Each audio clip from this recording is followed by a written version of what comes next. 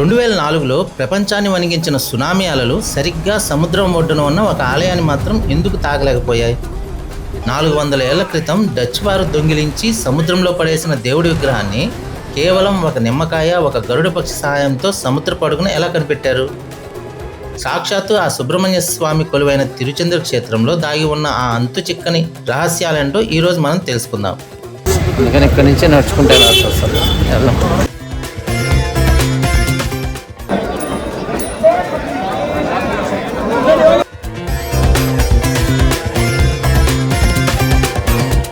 మన గ్రామ దేవత అంటారు చూసారా, అలాంటి ఒక చిన్న టెంపుల్ ఉంటుంది. అక్కడికి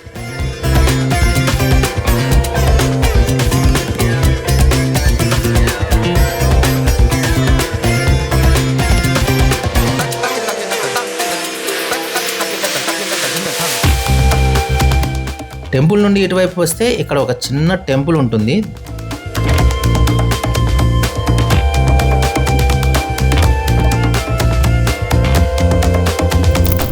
హలో అండి, అందరికీ నమస్కారం. ప్రజెంట్ నేను కన్యాకుమారిలో ఉన్న శ్రీ భగవతి అమ్మవారిని దర్శించుకొని అక్కడ చూడవలసిన ముఖ్యమైన ప్రదేశాలన్నీ విజిట్ చేసి ఈ తిరుచెందూరుకి వచ్చేసాను.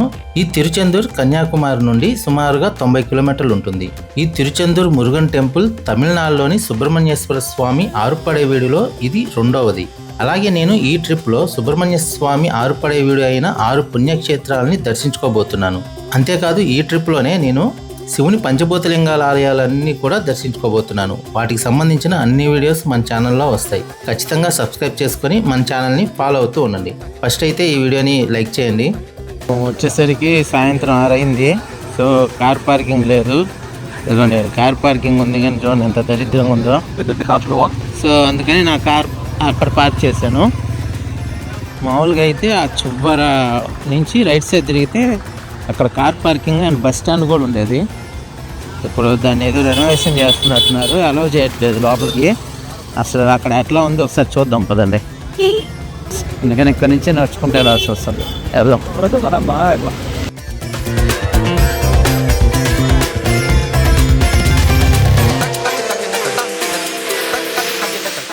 మామూలుగా ఇటు నుంచి హలో ఇదంతా రెనోవేట్ చేస్తున్నట్టున్నారు మొత్తం చూడండి. సో మనం ఇటు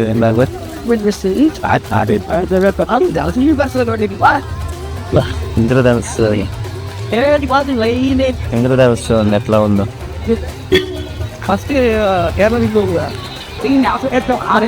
టాయిలెట్స్ బాగా కట్టారు. ఇక్కడ నుంచి మనం టెంపుల్కి వెళ్దాం. స్టార్టింగ్లో ఉమెన్స్ టాయిలెట్స్ ఉన్నాయి, ఇప్పటికి వచ్చేసి మెన్స్ టాయిలెట్స్ ఉన్నాయి. ఎంత తక్కువ మంది ఉన్నారు. మనం ఇటు టెంపుల్కి ఇటు వెళ్ళాలి. ఎటు వెళ్తే ఎక్కడికి వెళ్తాము మరి. ఇదంతా రూమ్స్ అనుకుంటా. ఇంత పెద్దది ఇదంతా తలనేలు వాళ్ళకి గుండు కొట్టించుకునేదానికి అన్నమాట. ఇదంతా అంతా తమిళ్లో రాసిండే. ఇక్కడ తలనీలాలు ఇచ్చేందుకు పెద్ద హాల్ని కట్టించారు. కొంచెం ముందుకు వస్తే ఇక్కడ అన్నదాన హాల్ కూడా ఉంది. టైం 6 అయింది, ఇప్పుడు కూడా అన్నదానం జరుగుతుంది.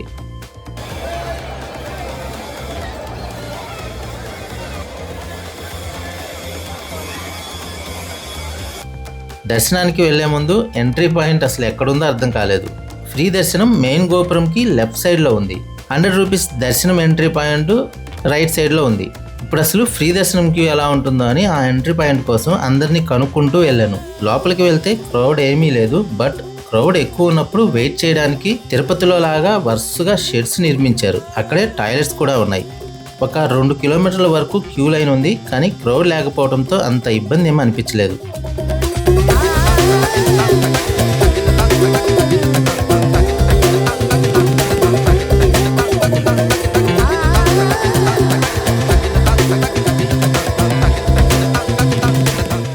గర్భగుడిలో బాలసుబ్రహ్మణ్యుడి అలంకారం చూస్తే 2 కళ్ళు చాలవు, అంత అద్భుతంగా ఉన్నాడు. గర్భగుడి దగ్గరికి వెళ్లే కొద్దీ మనసులో ఒక తెలియని ప్రశాంతత, దివ్యమైన ప్రకంపనలు కలిగాయి. లోపల స్వామివారు చాలా అద్భుతంగా దర్శనమిచ్చారు.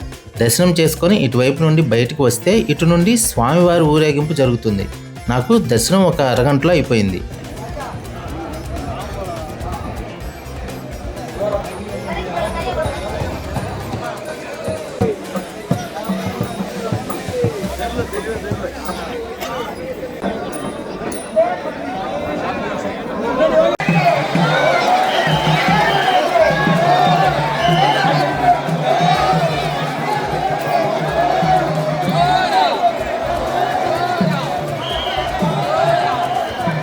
ఇది అన్నదానానికి క్యూ లైన్. వెళ్దాం అనుకున్నాను కానీ టైం చాలా పడుతుందని టెంపుల్ అంతా ఒకసారి చూద్దామని వెళ్తున్నా. మెయిన్ గోపురంకి ఆపోజిట్ లోనే ఇట్లా పేదవాళ్ళకి షెల్టర్స్ అయితే కట్టించారు.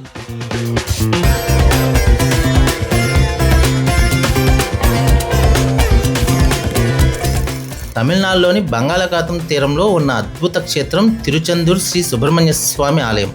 మురుగన్కి ఉన్న 6 పవిత్ర క్షేత్రాలను ఆరుపడైవీడు అంటారు. అందులో 2వ క్షేత్రం ఇది. మిగతా 5 ఆలయాలు కొండల మీద ఉంటే ఈ ఒక్క ఆలయం మాత్రం ఇలా సముద్ర తీరంలో ఉండటం దీని ప్రత్యేకత.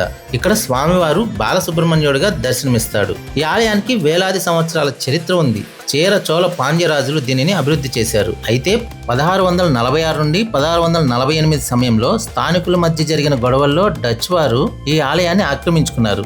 గుడిలో ఉన్న ఉత్సవమూర్తి విగ్రహం బంగారంతో చేసిందని భ్రమపడి దాన్ని దొంగిలించి తమ పడవలో శ్రీలంక వైపు పారిపోయారు. కానీ సముద్రం మధ్యలోకి వెళ్ళగానే భయంకరమైన తుఫాన్ వచ్చింది. అది ఆ దేవుడి ఆగ్రహమే అని భయపడిన డచ్ నావికులు ఆ విగ్రహాన్ని సముద్రంలో పడేసి ప్రాణాలు దక్కించుకున్నారు. ఆ తర్వాత జరిగిందే ఈ ఆలయ చరిత్రలోని అతిపెద్ద అద్భుతం. డచ్ వారు సముద్రంలో పడేసిన విగ్రహం గురించి వడమలయప్ప పిల్లై అనే భక్తుడికి స్వామి కలలో కనిపించి చెప్తాడు. తాను సముద్రంలో పడిపోయిన ప్రదేశంలో ఒక నిమ్మకాయ తేలుతూ ఉంటుందని, ఆకాశంలో ఒక గరుడు పక్షి ఆ ప్రదేశం చుట్టూ తిరుగుతూ ఉంటుందని చెప్తాడు. మరుసటి రోజు నావికులతో సముద్రంలోకి వెళ్లిన ఆ భక్తుడికి సరిగ్గా స్వామి చెప్పినట్లే గరుడు పక్షి, నిమ్మకాయ కనిపించాయి. ఆ ప్రదేశంలో సముద్రపు అడుగు భాగాన వెతగ్గా ఆ విగ్రహం దొరికింది. అక్కడి నుండి ఆ విగ్రహాన్ని తీసుకొని వచ్చి ఇక్కడే తిరిగి ప్రతిష్ఠించి ప్రతిరోజు పూజలు నిర్వహిస్తున్నారు. మొత్తం నైట్ అంతా దర్శనం చేసుకొని ఎక్కడ స్టే చేయాలో అర్థం కాక శనివారం అవటం వల్ల మరి కార్ పార్కింగ్ లేదు, అక్కడ చాలా ప్రాబ్లం అయింది. అందుకని కొంచెం ఊరు బయటకు అయితే వచ్చాను. ఇక్కడ భారత్ పెట్రోలియం ఉంది, ఇక్కడ పార్క్ చేసుకొని ఇక్కడే నిద్రపోయిన రాత్రి అంతా. ఇక్కడే టాయిలెట్స్ ఉన్నాయి, బాత్రూమ్ కూడా ఉంది, చాలా బాగుంది. చాలా అంటే చాలా కాదు, ఓకే యావరేజ్గా ఉంది. ఇక్కడే పొద్దున్నే 5:30కి లేచి బాత్రూమ్కి పోయి స్నానం అన్నీ కంప్లీట్ చేసుకొని ఇప్పుడైతే 6:30 అవుతుంది. 6:30కి నేను ఇక్కడ నుంచి స్టార్ట్ అవుతున్నాను, టెంపుల్కి వెళ్తున్నాను. క్రౌడ్ కనుక లేకపోతే దర్శనం కూడా వెళ్తాను, ఎందుకంటే రాత్రి మొత్తం ప్రశాంతంగా దర్శనం చేసుకున్నాను. చాలా బాగుంది, ఊరేగింపు కానీ అన్నీ ఎక్సలెంట్గా ఉన్నాయి. టెంపుల్ మాత్రం నేను అనుకున్నట్టుగా లేదు. 2 years బ్యాక్ వచ్చినప్పుడు వరస్ట్గా అంటే వరస్ట్ ఉంది. నా ఛానల్లో కూడా వీడియో ఉంటుంది చూడండి. అప్పటికి ఇప్పటికి మొత్తం చేంజ్ అయిపోయింది, అసలు ఎక్సలెంట్గా ఉంది. సో ఇక్కడ నుంచి టెంపుల్కి వెళ్తున్నాను. టెంపుల్లో క్రౌడ్ని బట్టి దర్శనం చేసుకోవాలా లేదనేది. ఇంకోటి 100 రూపీస్ దర్శనం ఉంది, అది కొంచెం ఎర్లీగా అవ్వచ్చు. ఫ్రీ దర్శనం ఉంది. వామ్మో, రాత్రి మొత్తం తిరిగాను, చాలా భయం వేసింది. ఎంత దూరం ఉందో, తిరుపతి అంతా క్యూ పెట్టున్నారు. ఇక్కడ దగ్గరలో ఒక 15 కిలోమీటర్స్లో రెడ్ శాండ్ ఉన్న టెంపుల్ అయితే ఉంటుంది. అక్కడికి ఎప్పటి నుంచో వెళ్ళాలని బ్రెయిన్లో పెట్టుకున్నాను. ఈరోజు ప్లాన్ చేసుకొని ఖచ్చితంగా వెళ్తున్నాను. అది కూడా చాలా అద్భుతంగా ఉంటుంది. ఎర్రటి కొండ అనమాట అది. ఎర్రటి మట్టిలో ఒక చిన్న టెంపుల్, అంటే మన గ్రామ దేవత అంటారు చూసారా, అలాంటి ఒక చిన్న టెంపుల్ ఉంటుంది. అక్కడికి వెళ్ళి డ్రోన్ షాట్స్ అన్ని విజువల్స్ మీకు క్లియర్గా చూపిస్తాను, అదిరిపోతుంది. ముందు తిరుచెందూర్ శ్రీ సుబ్రహ్మణ్యేశ్వర స్వామి టెంపుల్ మొత్తం చూసుకొని ఇక్కడ నుంచి బయలుదేరదాం.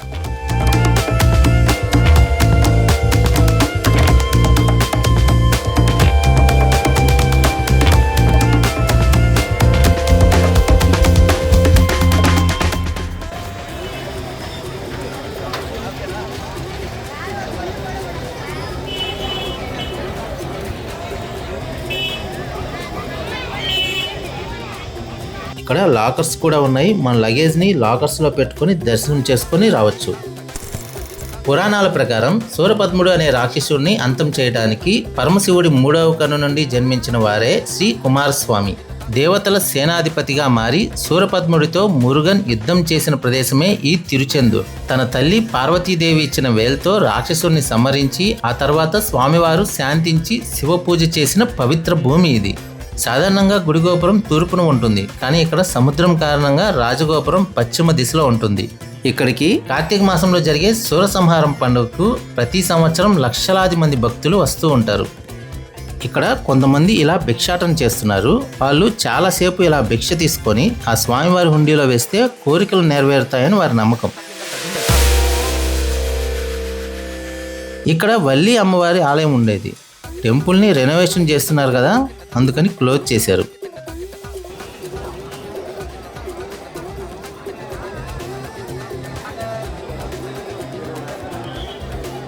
రాత్రి ఈ క్యూలో నుండే దర్శనానికి వెళ్ళాను. ఇది ఫ్రీ దర్శనం క్యూ. ఇక్కడ స్పెషల్ దర్శనం కూడా ఉంటుంది, అది 100 రూపీస్ ఉంటుంది. ఇంకా స్పెషల్ సేవలు కూడా ఉంటాయి.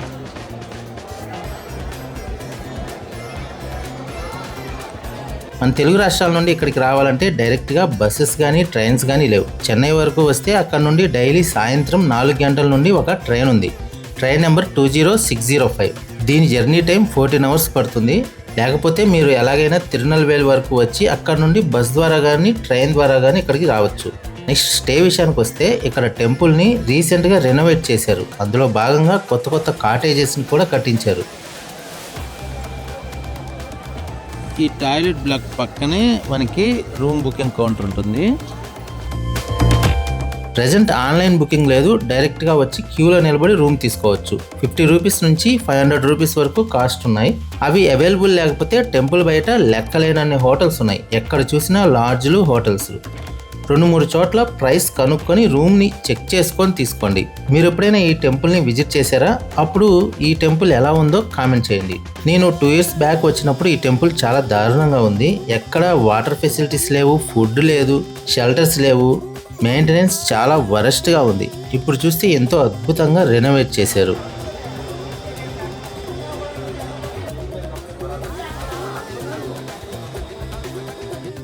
ఈ తమిళనాడులో సుబ్రహ్మణ్య స్వామిని మురుగన్ అని పిలుస్తారు. ఆ స్వామి కోసం ప్రతి సంవత్సరం కొన్ని లక్షల మంది మాల వేసుకొని దీక్ష తీసుకుంటూ ఉంటారు. ఇక్కడికి వచ్చే భక్తులు ముందుగా ఇక్కడ ఉన్న సముద్రంలో స్నానం చేసి ఆ తర్వాత స్వామివారే స్వయంగా సృష్టించిన బావిలో స్నానం చేసి నేరుగా స్వామివారిని దర్శనం చేసుకోవడానికి వస్తారు. లాస్ట్ టైం వచ్చినప్పుడు ఈ బావి చాలా దారుణంగా ఉంది. అందులో నీరు చాలా తీయగా ఉంటుందని చెప్తారు. కానీ అప్పుడు మాకు చాలా ఉప్పుగా ఉంది, అస్సలు తాగలేకపోయాం. ఈ బావిని ఇప్పుడు చాలా ఎక్స్పాండ్ చేశారు, చాలా బాగుంది.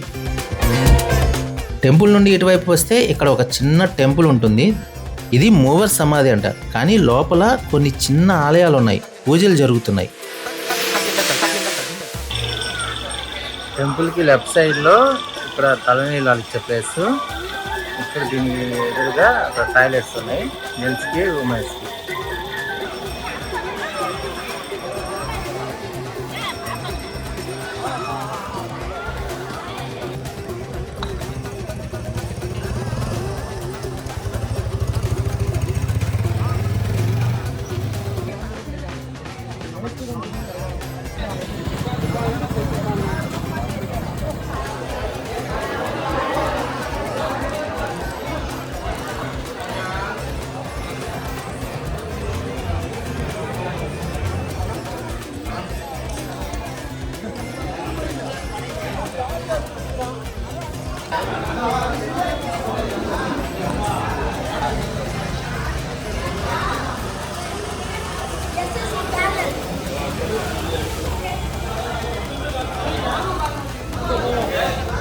నెక్స్ట్ నేను ఇక్కడ నుండి తిరునల్వేలిలో ఉన్న నెల్లియప్పర్ టెంపుల్కి వెళ్తున్నాను.